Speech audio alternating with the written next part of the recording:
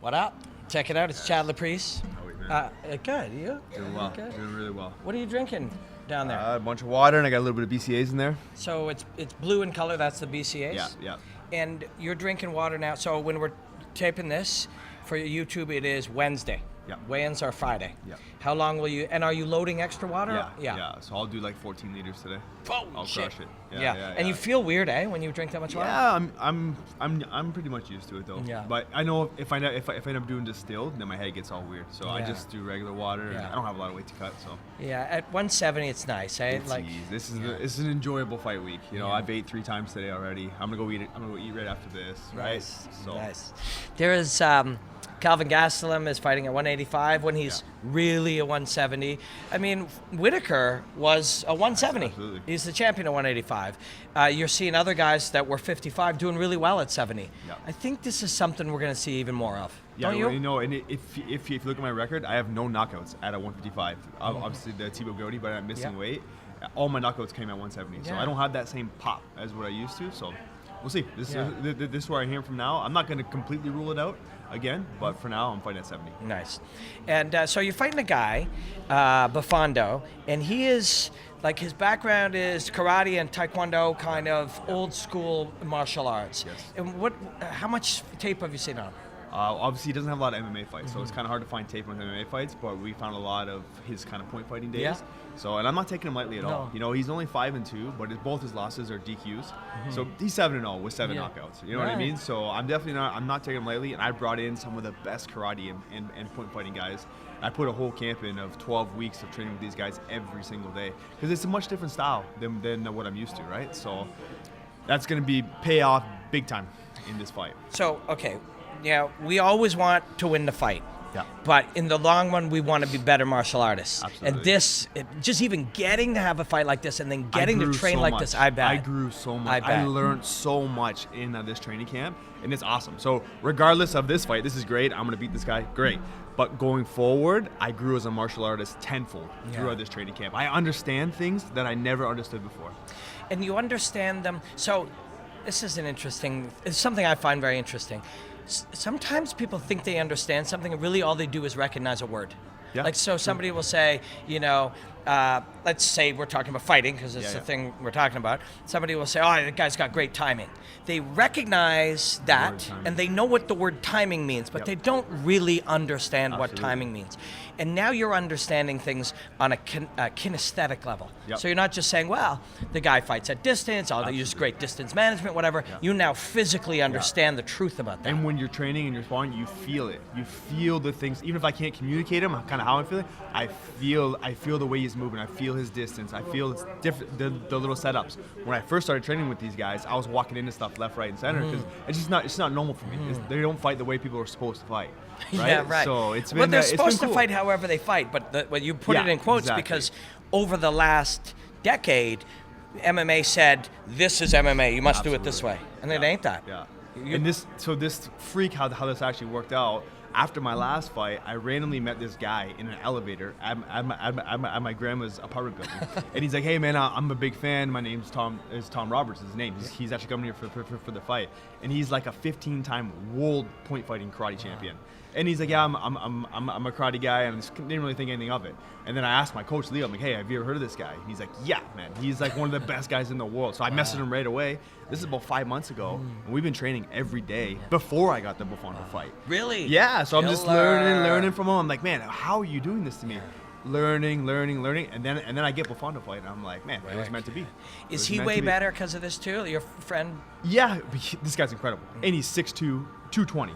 Right? He's a heavyweight, super long, has the best sidekick I've ever seen in my entire life, can keep you away at distance. And it's cool. He's been, it kind of motivated him a bit too. You know what I mean? So he's been doing the same thing for years and years and years. Yeah. And then I've been teaching him a little bit of grappling, a little bit of wrestling and stuff. So it's been fun for him. He's like, it's been a trade-off. So does he like to have his strong leg forward? So he actually has his left leg forward. That's where most guys train. Yeah. But he said a lot of guys in the States, they go strong leg forward because he's Strong all leg lead forward. leg, Yeah. side kick, hook kick. He'll keep you awake and he'll keep you. He has good everything, but his lead leg is his killer. Yeah, and when you watch, even before Stephen Thompson came up, when I would just, and I competed in Taekwondo growing up, that game of playing, and then I got to commentate Taekwondo at the Pan Am Games and the World Combat Games and stuff, and you see the game of use the front leg, stay, and when something comes in, then we'll throw a spin or something else. Exactly. But when he's this long and He can this keep you good, there. what were the like? Obviously, the answer is feel. But how can you break down what the key to getting past that barrier is? It took me literally 2 or 3 months of just getting side kicked to death and just over and over. And I finally had to find that range. Feints, move. If you stand right in front of him, you're dead. Yeah. You're dead meat. So it was a fun game. He literally has a bazooka and it's waiting for you. And the minute you break range a little bit, boom.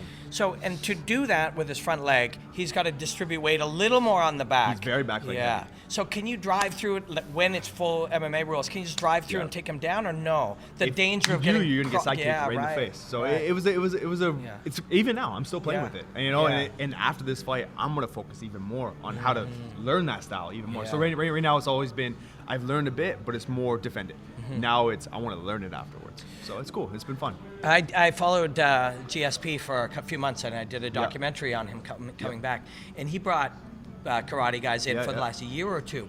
And I saw it heavy in round one against Bisping. They're fighting way further outside. Throwing lead leg kicks, no switch, no nothing, just bang, straight in. Yeah, you could see the difference. And it's a great style. It really and is. It's very underrated. And guys that they think it's karate. You know, those kicks aren't hard. If you eat one of those kicks, it's game over. You know, it is what it is. Are you yet at that point where even though you can say, this lead kick comes from this karate style that I brought in off him, and when I worked with Leo, this came from a boxing, but are you at a point when those are just words, you're just fighting? Absolutely. I'm just taking the best of what I can Yeah. take from everything. I don't care what style, I don't care what it is. It's whatever works for me. And if it doesn't work for me now, I'll figure it out and I'll learn it eventually down the road. Right? I'll always have an open mind on I want to learn everything. I want to be the best at everything. Yeah. Period. That's amazing. It really like the idea, like to put a period on the end of that it's the end of sentence. it's the end of it. Yeah. You know, I want to be the best at everything. Yeah, that's fucking great, man.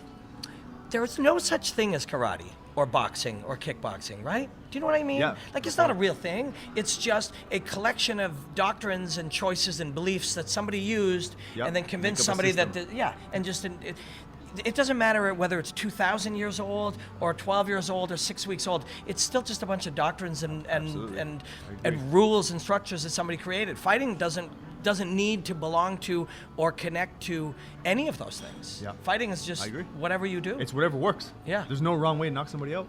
Right? If you knock the guy out, you win. You win. And it's end of story. You see some drunk guy in the street fight, he'll just swing a bomb, and if he lands it, he wins. There's a real simplicity in the way you're looking at things right now that I really like. Like, you know, I want to be the best at everything, period. If you knock somebody out, you win. I mean, those are just fundamental truths. It is what it is. You know? That's killer. Did you see Francis Ngannou's knockout? I did. Scary. Yeah. Scary. He's a scary guy. Yeah. Did you watch it a few times? Yeah, and it wasn't a perfect punch, right? Like, he was off balance a bit, but hey, if you get hit by that guy, it's game over. So I sat down with his coach. Have you ever met his coach? No, Fernand Lopez. Really cool guy. Yeah. Really cool guy. And he's from Paris via Cameroon, I believe. And he has trained with, like, if there's a good guy out of France or anywhere in that region, it's all come from him. He's the guy. And I chatted with him a few times, and then after the fight, he sees me backstage. I'm working for TSN. He's like, "I told you, fucking told you." But what he told me, he didn't just mean he's gonna knock him out. He was telling me, he's like, "We break rules. The rules that people believe you have to do or you should do not apply to my genetic." Yeah, he's a freak. He's a freak. And the right coaching has allowed that. So, and the amount of times that he kept, Fernand kept saying, when he works with his fighter, Ngannou, he will do something, and then Gano will say, "Coach, is that right?" And he'll say, "Well, how did you feel when you did it?" Yeah. He said, "Well, I If it feel works for this, you. and or try that. Okay, well then that's how you should do it." And That's it was awesome. essentially they would just feel their way around until they found out what worked for their fighter, for Absolutely. their body shape and his mindset and stuff, Yep. and they made that into his fighting style. And now you got to deal with a guy who not only is big and fast and strong and technical and talented, Yeah. but will do shit that you're not Unpredictable. expecting. You don't you have no idea what's like gonna this come. is not, No. step. And then there was a little foot switch. Did you see that? The way he swung his right foot around. No, So dude. he kind of ends on the right, and as he lands, he spins and through it. pivots hard on it. Which go back and watch it. It's really Yeah. cool. I'll show you tape after Yeah. we get off. It was And really against Overeem, who has how many Yeah. K1 fights, how many MMA Yeah. fights, right? Who technically does the things the right way. Yeah, crazy. the right way. The right It's way. been the right way for this For long. years and and suddenly years. in that fight, it's not the right way anymore because the Absolutely. rules have been rewritten by this guy Yeah. in this environment. And I think you have to play also to your genetic build. Yes. Someone like Yeah. him. Yeah. Everybody can't go around just hucking punches You're the right. way he right? But if he Yeah. lands one, Yeah. it's game over. But he's also agile. Super it's not, mobile. It's not just because I hate that when I see somebody so skilled and I hear people go, "Oh, dude's got killer power," or like, "What an animal." It's like those things are true, but power is created by Absolutely. movement and force and expression. Power isn't something like my least favorite of all MMA sayings: knockout power in both hands. Yeah, yeah. Hands don't have power. No, and it's what you do with them. Exactly. This thing is power. This has zero power until you use it as a tool. Absolutely. You know, completely you're having agree. fun, right? Yeah. Like training. I love it. Is fighting I'm fun? in love with growing as a martial artist Yeah. every day, no matter what. Like once my career's done, Yeah. I'll train Yeah. 2 and 3 times a day for the rest of my life, every day. That's always, amazing. always trying to learn, always Yeah. trying to evolve. I love it. I absolutely love it. This is not a job. Yeah. Obviously, especially when I'm fighting at 170, then it's not Yeah, a job at all, right? When I'm right. at 55, I'm dying every day. It sucks. Yeah. But when I'm coming here at 70, I can't wait to fight. I cannot Yeah. wait for Saturday night. You know what I'm super excited for is I put 12 weeks specifically into getting ready for this fight Yeah. for things I never really trained for, and I want to go out there and use it. I want to go out there and pass this test. I did all the studying. Now it's time to go pass the test. Wicked. So I can't wait. When you talk about growing and changing and learning, this is something I'm really into now. So, as somebody who's obsessed with martial arts, I wanted to understand fighting, I wanted to experience it, and then I got obsessed with just the technical and then the mental. Now the biggest thing that I see is how much learning how to improve your half guard or work a little harder or understand your diet or that makes you a better father, it makes you a better husband, it makes you a better Absolutely. friend, It's it makes you a everything in better life. citizen. You learn how to be better at all those things by Absolutely. studying martial arts. Yeah, and if you learn how to push yourself, how to keep evolving, you can evolve in anything in life, right? Yeah. I absolutely agree. Yeah. I'm a father now, right? Yeah. I have a little daughter now, and it's the best thing in the world. It's the Yeah. best thing in the world. Yeah, we, my wife and I don't have kids yet, but Yep. I'm getting old, so it'll be in the next couple of years.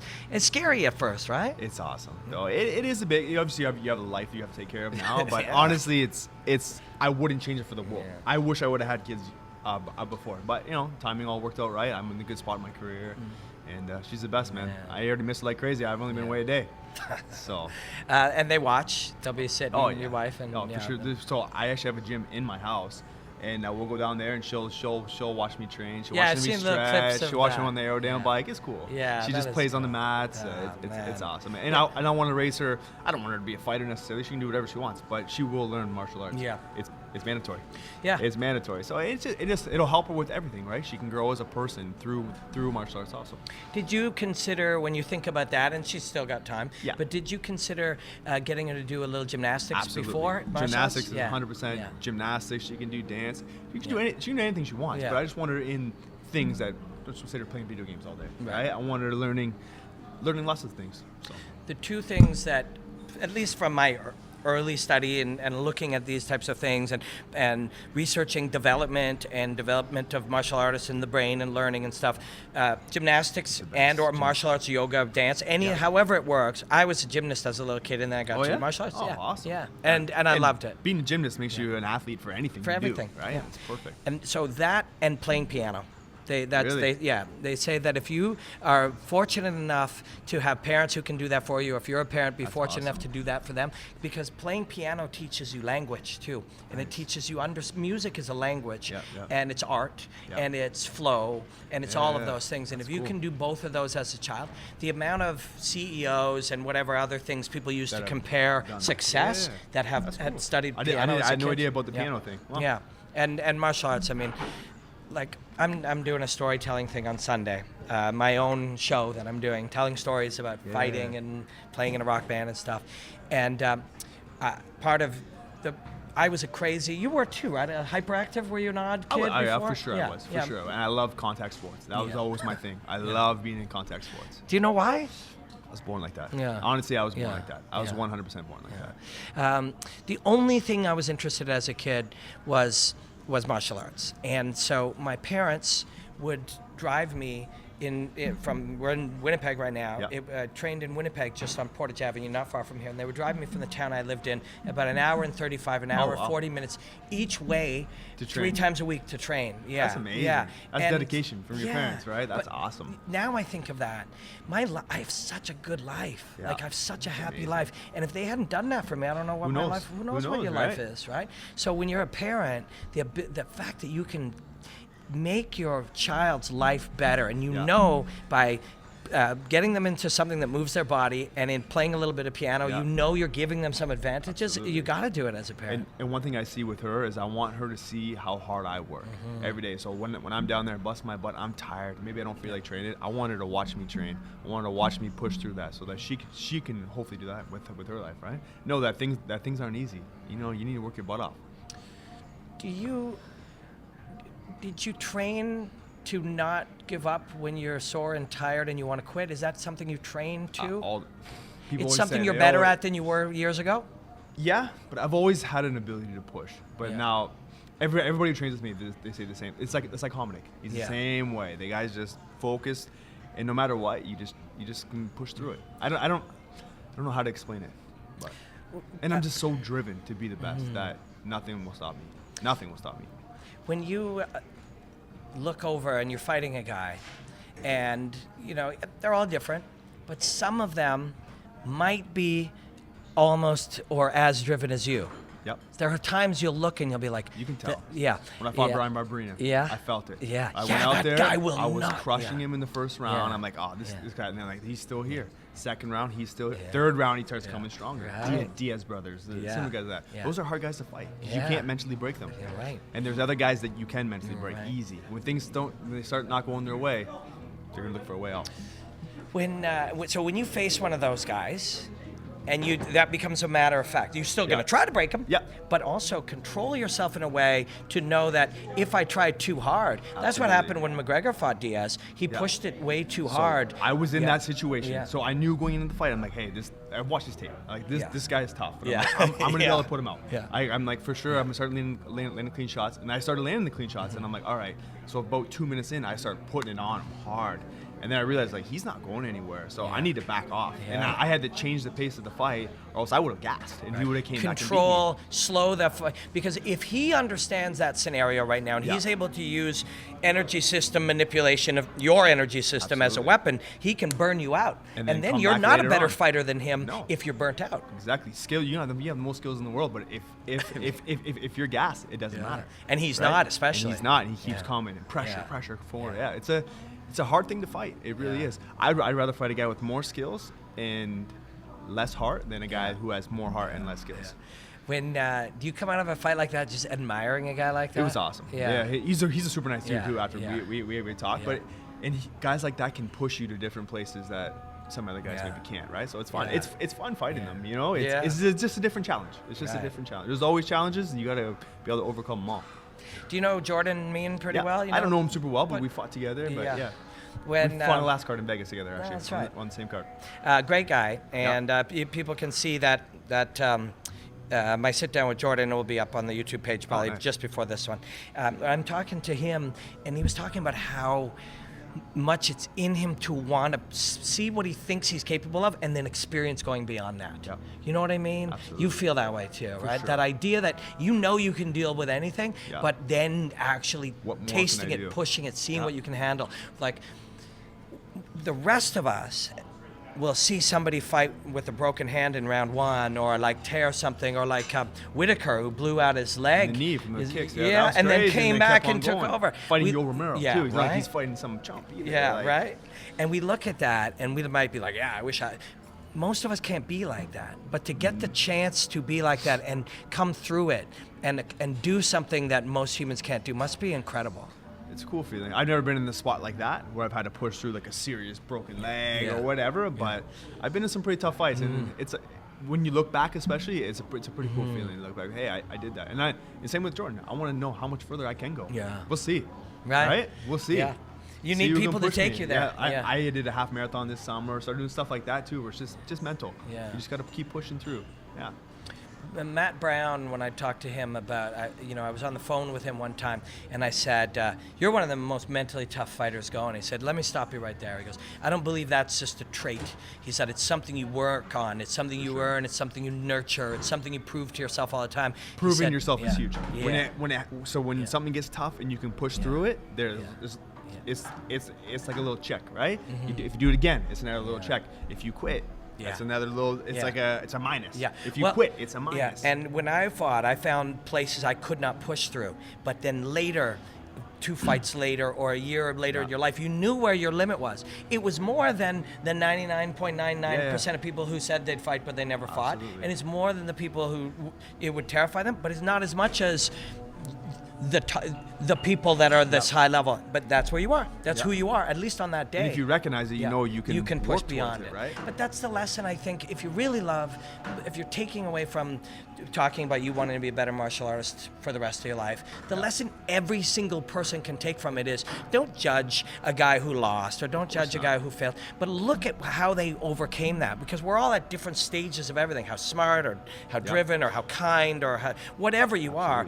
The issue isn't where you stand. The issue is where you can get to and how you can be more than you are today. Absolutely. That's what fighting is to me. And always going this way. That's right. Never there, right? That's You know right. what I mean? That's right. It's awesome.